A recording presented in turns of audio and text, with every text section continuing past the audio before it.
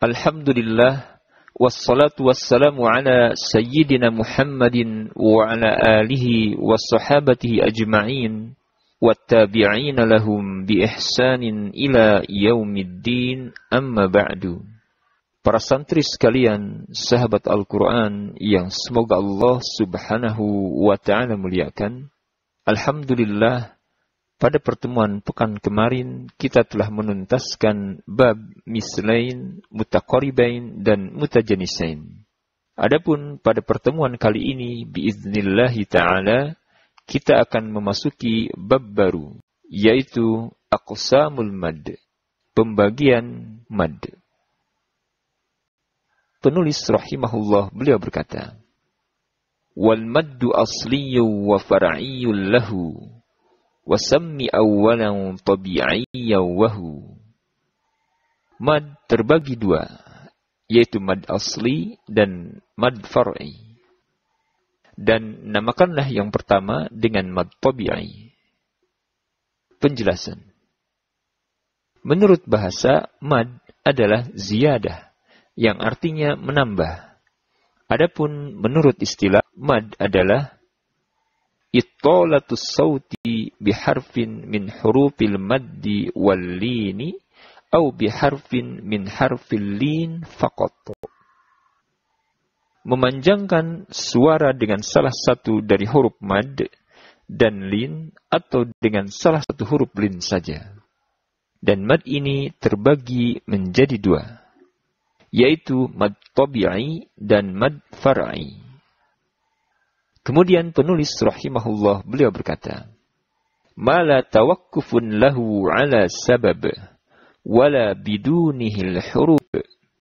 Mad tabi'i itu tidak bergantung kepada sebab, dan tanpanya huruf-huruf itu tidak ada.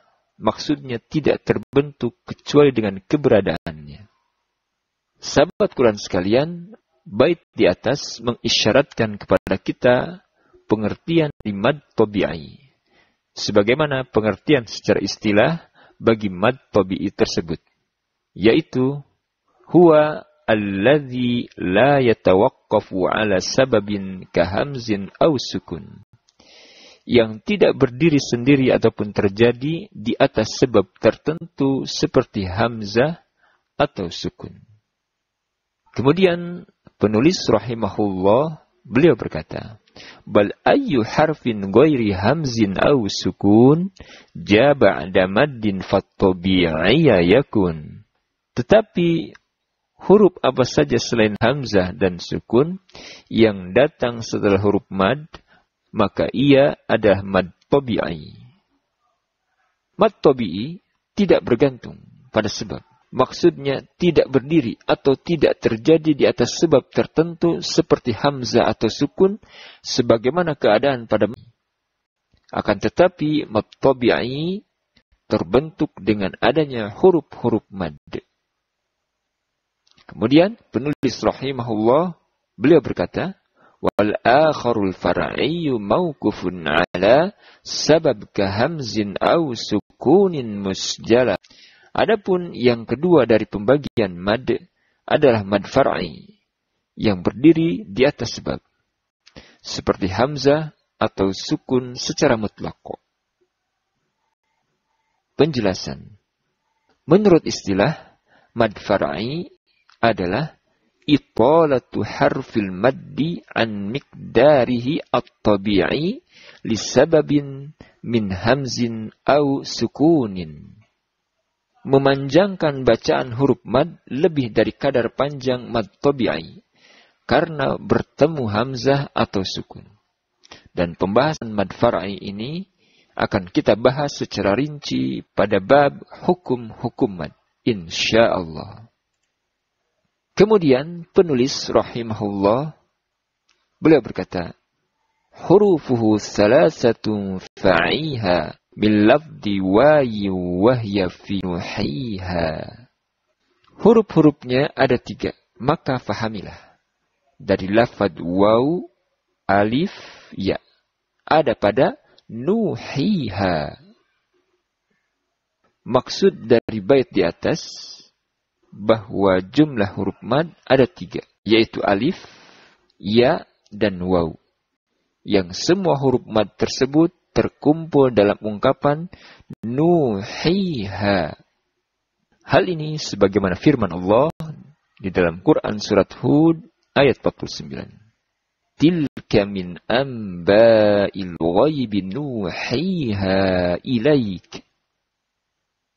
Kemudian penulis rahimahullah berkata, wal kasru qabla al-ya wa qabla al-wawi dhamm syartun wa fathun qabla alfi yultazam. Kasrah sebelum ya dan sebelum waw dan fathah sebelum alif merupakan syarat ataupun keharusan. Pada bait ini, penulis mengisyaratkan tentang syarat-syarat mad. Dan mad syaratnya ada 3, yaitu pertama, fathah sebelumnya alif. Seperti contoh, qol. Kemudian yang kedua, kasrah sebelumnya ya sukun. Contoh, qil. Kemudian yang ketiga, dhammah sebelum waw sukun. Contoh, yaqul. Sahabat Quran dimanapun antum berada, mad asli dikenal pula dengan istilah mad zati atau mad tabi'i. Dikenal mad zati karena zat huruf tidaklah tegak kecuali dengannya. Adapun mad tabi'i karena orang yang memiliki tabiat yang lurus.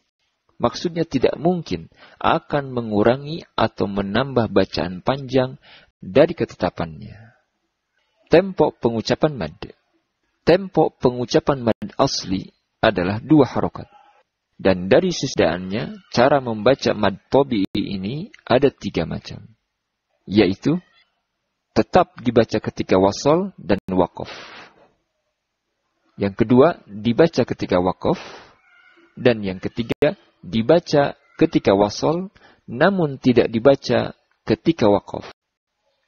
Contoh, tetap dibaca ketika wasol dan waqaf.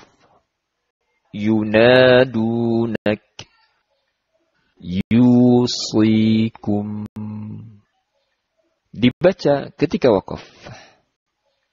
Hasiba, adzununa, Qulid'ullah. Dibaca ketika wasol, namun tidak dibaca ketika waqaf. Innahu al-muhsinin. Kemudian penulis rahimahullah beliau berkata, wallinu min halya wa wawun sukina inin fitahun qabla kullin u'alina. Lin darinya itu huruf ya dan waw sukun dengan fathah sebelum keduanya yang diumumkan atau yang diterangkan. Menurut bahasa, lin adalah as-suhulah ataupun mudah. Adapun menurut istilah, lin adalah sifatun utliqat wawi wal ya'is sakinatain al-maftuhu ma qablahuma bisababi suhulatiha fil makhraj. Sifat yang dimutlakkan untuk huruf waw sukun dan ya sukun yang sebelumnya berharokat fathah sebab kemudian tidak berat pada makhraj. Dan jumlah huruf lin ini ada 2, yaitu waw dan ya. Contoh, huruf waw. Yaum, khawf. Huruf ya. Qaish, as-sayf. Demikian penjelasan singkat berkaitan dengan bab pembagian mad yang ada pada matan Tuhfatul Atfal. Akhukum fillah, Abu Fauzan.